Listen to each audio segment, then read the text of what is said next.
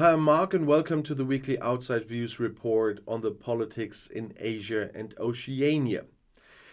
Even after 15 months of aggressive war against Ukraine, Russia can continue to rely on fundamental support from China.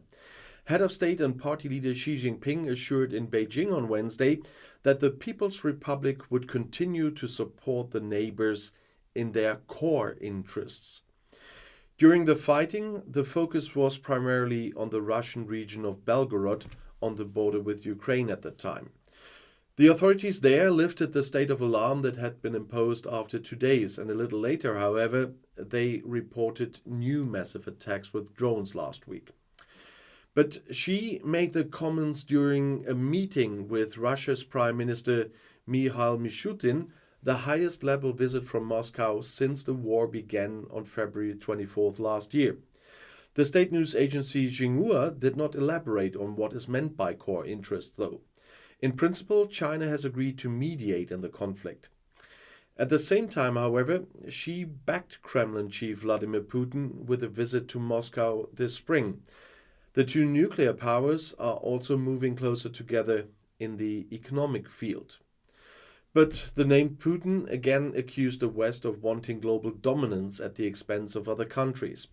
In a video message for a security conference in Moscow, he spoke of increasing instability in the world. The Kremlin stressed that it had no interest in freezing the conflict in Ukraine. The special military operation, what they call the war, will be completed until Russia's goals are achieved. That was said by Kremlin spokesman Dmitry Peskov. There are currently no signs of a peace solution. And the head of the Wagner mercenary group, Yevgeny Prigozhin, reiterated his criticism of Russian warfare and warned of defeat. "We have to operate for a very serious war," he said in an interview, "and Russia must declare a state of war, switch the economy to the production of ammunition, and initiate new mobilizations." For the first time, he gave his own losses in the month-long battle for the city of Bakhmut as 20,000 soldiers killed. Since the weekend, Moscow has been claiming to have brought the almost completely destroyed city under control with the help of Wagner's troops. Kiev denies this, and according to British secret services, the number of Russian deserters has increased significantly since the beginning of the year. Since January, military courts have dealt with a total of 1,053 desertion cases, as the Ministry of Defense in London reported, and that is more than in the entire previous year. And former US Secretary of State Henry Kissinger does not blame Russia alone for the Ukraine war. The 1973 Nobel Prize winner recalled in the weekly newspaper The Zeit in Germany that in 2014 he had expressed doubts about the plan to invite Ukraine to join NATO. This started a series of events that culminated in the war, he said, and Kissinger spoke of a highly ruthless war of aggression, though. However, he continues to be of the opinion that it was not wise to combine the admission of all countries of the former Eastern Bloc into NATO with an invitation to Ukraine to also join NATO. But Kissinger still doesn't give them the right to attack.